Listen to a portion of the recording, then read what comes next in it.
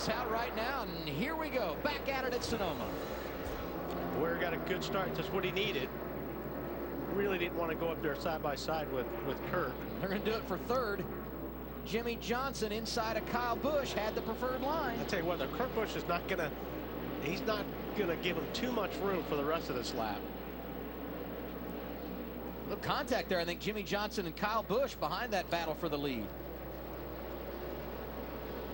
This is where Kurt Busch has been really, really good through here. See if he can set him up for a pass under braking. No, not close enough. But you see Kyle Busch. There comes Truex down there on the bottom underneath Kyle. Yeah, and that happened all the way back over in turns 3 and 4, where it opened the door with Jimmy Johnson and the 18 of Kyle Busch running side by side. And all these drivers know this is a great time to make up ground on this restart. Yeah, and we talked about this. You know, we talked about it in the opening. You maintain where you need to be the first third of the race, and that's what these guys did. You set yourself up for position in the second third of the race, so the middle part of the race there. And I think when you look at that, that's what the 51 car of Kurt Busch and what the 15 of Bowyer have done, is put themselves in the right position. And this is the part of the race where you have to be aggressive, and we see that on this restart already. Yeah, got one around. That's Denny Hamlin. He was running inside the top 10. That's not going to help his day. Now Harvick has nowhere to go. And that kills Harvick. Harvick had just passed all these cars that you see going by Harvick. Harvick had worked his way back around those guys. And Vickers to the right rear corner of that, it looks like Vickers has had a little bit of help, got a little bit of help getting down in there.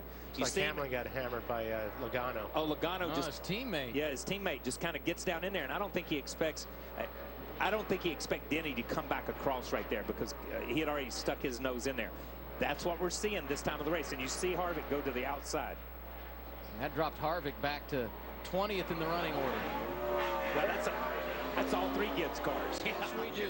Clint Bowyer trying to become the 6th consecutive driver to win on a road course for the first time here at Sonoma. The guy that did it last year, Kurt Busch, trying to deny him. He's right in his hip pocket. And what I've seen, when Kurt last pit back on 72 or something like that, but Kurt's car stays even the whole run. I mean, you'll see some of these guys start coming back to him, but Kurt's car is very consistent. Boy, he's looking. He's there. Look right here. Yeah, the bottom here.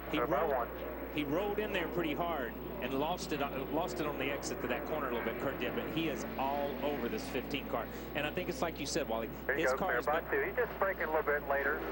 He's using his stuff up earlier as you are.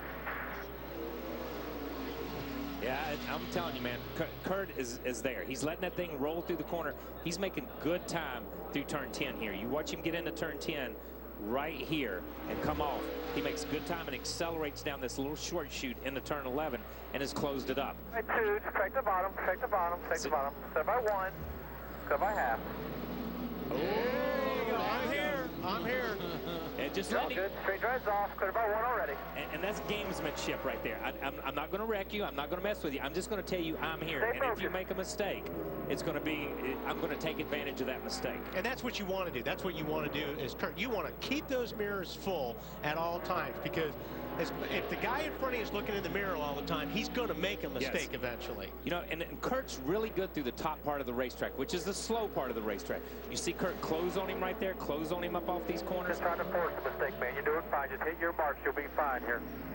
Yeah, and look, everybody knows the game. You see Kurt through here. He's better through here, but he's just a little bit off when he gets that bump. Hits that second set of ripple strips, his car gets a little bit free. That's where, as we've talked about Bowyer all day, he gets the car set and accelerates up off the corner. Clint Bowyer has done a phenomenal job today. If anybody thought Clint Bowyer wasn't the real deal, couldn't drive a race car at some point in time, think again, because my man has done a great job here today, no matter what happens. Yeah, he's kept the thing. He's doing a good, smooth job, and he's, like you said, his key all day has been driving this car straight off the corner. But this is the part where you cannot let Kurt Busch get close enough under braking here. All he needs is another half a car length in these corners, and he's going to outbrake Clint. So, I mean, Clint cannot make a little bit of mistake, especially going into 10 or going into 11 and going into 7. Bowyer has now led 58 of the 99 laps turned at Sonoma this afternoon. And we should remind you, Kurt Busch, who's led 2 laps, not here yesterday. He was racing Kyle's Nationwide car up at Road American, Wisconsin. Just parked the car for the day. Didn't get it on track. This is an amazing result for he and this team. More problems for Denny Hamlin there. Here we go. Here we got problems. Kyle Busch, Paul Menard, Juan Pablo Montoya all going around in turn 7. You see the 27 having to sit there and wait until he can clear and turn around. And we get a caution, and that changes everything. Changes everything. Caution's out, 27. Wouldn't be surprised if we see 3 abreast. Yeah. You're gonna have to see Montoya's way out of the way over there. And Kyle Busch just got loose under braking and tagged the 27 car. So yeah, I think they were trying. I mean, I think Kyle, like you said, Kyle just mashed the brakes, the rear to come around on him, and he got in the back of the 27. Juan was trying to stay out of the way. He was not even involved in it. Yeah. Let's hear if we see chatter. Yep. Yeah, hear that wheel hop? Wheel hop. Yeah. Clear. That's just what happens when you drive these things in too hard like that. If you go in just that little extra 2 or 3 feet, that wheel hop. All clear. All clear. You can't get out of it. Well, you can get out of it if you hit the gas, but that's hard to do when you're hanging on for dear life. When they get to the top of the hill, it's going to be all the way back through the pack. Not these first 2 or 3 rows. I'm talking about all the way back. Pace car's off. We're going green at Sonoma. Kurt Busch got a good start. Yes, he did. Hung right there on the inside. Yeah, looks like Stewart. Stewart going to try and get inside at turn 2. Oh, this is going to be good. This is going to be good. Now, Bowyer drove off that corner and got the spot. Thought maybe Kurt Busch was going to stay underneath him for that left-hander, but Bowyer did what he needed to do. That was drive straight off that corner. The best thing that can happen for Bowyer is if Kurt Busch keeps that 14 of Tony Stewart behind him. But I'm telling you, on cool tires, you know, after these tires have cooled off a little bit, Kurt's right there on him. See Jeff Gordon trying to work his way through the traffic back behind him. And something has happened here in the middle of the pack that we've missed a little bit, because you can see there's a big separation. There's Junior's car. Yeah, there's a big damage. separation. So some of these guys at the top of the hill got together. Let's look at the replay on the restart. Back behind the leaders. This goes up over the hill and to the right, down to that, and you see these guys. They just get together right at the top of the hill. And these guys, that's the blind part of the racetrack. Right as you come over right here, you see they're already backwards. There's Junior already backwards coming across the racetrack. Oh, he gets hit hard by Eric. Yeah. Keselowski, Harvick both spent time off track there. We get the white flag. 1 lap to go. We will not get another green-white checker finish. Clint Bowyer, the race leader, and Kurt Busch stays right behind him. And Kurt Busch is doing a great job of holding off that 14 right now. As he said, we're not going to be able to finish it off. We just hope we come out of here with something. Kurt Busch is carrying this car. If there's something wrong with it, with the back of that thing, he is carrying this car at this point. Tony got to look at him because he got up over drove in there really deep. Yeah, look at him smoke the tires. Stewart makes the pass for the runner-up position, but he might be running out of time. Bowyer in turn 7. Yeah. See Vickers there. Yeah, Vickers up to 4th now. Jimmy Johnson in 5th. And there goes Truex off course after a great day. After a great day. Top 5, top 6 car, obviously. Okay, you're going to be clear by 7, back to that 14, clear by 7. Yeah, obviously somebody's got into him, it looks like, and spun him around. And that's what happens when everybody gets aggressive and tries to make something happen in these last 2 or 3 laps. It can ruin your day. One of the great stories of 2012, the resurgence of Michael Waltrip Racing. Tony smoked it down in there. Today, Clint Bowyer going to get him their first trophy of 2012. Great job. He drives it back to the start-finish line and wins the Toyota St. Bart 350. Coming over here and doing this with us, my friend.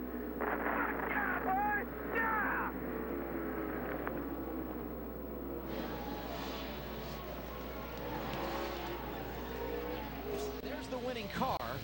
The winning drivers walk to victory lane. Understand, no matter how you get there, when you're celebrating the checkered flag, it's all good. A hug for crew chief Brian Patty. Let's go down and join the celebration to Ralph Shaheen. Well, normally they drive in, but he's getting hugs anyway from all the guys. Let me jump in here with you. Congratulations. Yeah, I guess you're a little tight on fuel there, huh? Yeah, it was. I did a pretty good burnout back there in the back, and it started to blubber back there in the back. But just, you know, super excited. Everybody involved to be in victory lane with this group so early in the season. It's just a dream come true. Very proud of all of our partners. You know, especially everybody at MWR. To move, switch teams like I did was a huge, you know, risk and a chance for me, and it was obviously a chance for me to showcase my talents. So, you know, proud of everybody back home to the shop. Thank you guys for building us good race cars. Thank you for, you know, 5-hour. Unbelievable. I took one for the race, and I needed it. And everybody involved. Napa, Sprint. How about them fans, boys? Hell, you won't need any 5-hour energy now. He's keyed up. Hey, tell me about everything that's going on here at MWR. Why is this team hitting it so strong all of a sudden? Well, just working together. You know, that's something that we're very proud of. All these guys work together, the crew chiefs, engineering staff, everybody at TRD. I mean, that's what it takes. All of our cars are in because everybody works together. I want to say hi to that 11-year-old Brady back home, 11 years old with stage 3 lymphoma. Hang in there, buddy. We're praying for you, and this one's for you. Thank you. Who knew a guy from very flat, very straight Kansas could win on the twisting roads of the wine country in Sonoma? He got it done today. Big fundraiser for Clint this week in Emporia, Kansas.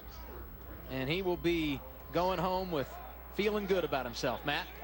And Kurt Busch almost pulled back-to-back wins here at Sonoma. It seems like half the garage has come by and congratulated you and these guys. Unsponsored car, you almost pulled off the win. What kind of statement does this send about this team's performance?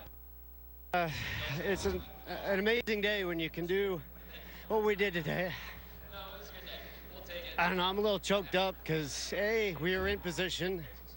B, I was very considerate to Bowyer, who was going for his first win with the new team. And then C, which is most important, I made a mistake. I got into those tires in turn 11, and for years they've never been bolted down. They were bolted down this time, and it bent the right front up and it broke the panhard bar, and I'm just glad we brought it home third. If I was smarter, I'd have let Tony Stewart go a half a lap ahead. Maybe he could have got to Bowyer for a big finale in turn 11, but unbelievable day with our Chevrolet. I want to thank James Finch, who's at home. He's like, hell with that road racing stuff. I don't need that. And I was hoping that I could be the road swinger that could bring it home for him. But amazing job the guys did, just nice and steady today. I just made that one mistake, and if you're not perfect in this game in Sprint Cup, then it's tough. But thanks to Monster, Tag Heuer, those guys been sticking with me. This car's available. I was going to call us Team Tiger Blood if we won, but I still might. Kurt Busch, third here in Sonoma. Chris? Dan Earnhardt Jr. coming off that big win last weekend, but this weekend a little bit tougher go at it. You kept the car clean all day, but what happened on that final restart? I don't know. We got run into coming over 4 and or coming over 3A, but we had a good car. You know, we got to get a little. We've had better cars here. You know, we struggled kind of all weekend. We didn't have real good speed in the race, but we just kind of hung around, and we were going to finish in top 15 there. And just, you know, the green, white checkered, there's going to be some victims on that deal, and I was the one today. Dale Jr. finished 23rd today. Marty? Well, somehow Tony Stewart went from 24th to second. How'd you do that with only 2 cautions on the day? Just like we planned. I mean, we planned on letting everything get settled down for a couple laps and just going one at a time. So we had an fortunate break at the end. We on the second to last pit stop there, they didn't get it. Something happened on plugging the fuel in and didn't get it full. So you know, that second to last caution there, we got a chance to come in for fuel and 4 tires, and that got us up through there. We just had 8 or 10 lap fresher tires in those guys. We still had to fight our way through there. We had a really good car. We just, you know, just took all day to get the track position. How about that battle with the 51 at the end? You went for the lead in 11, which was the right thing to do, but you had to hold off the 51 at the same time.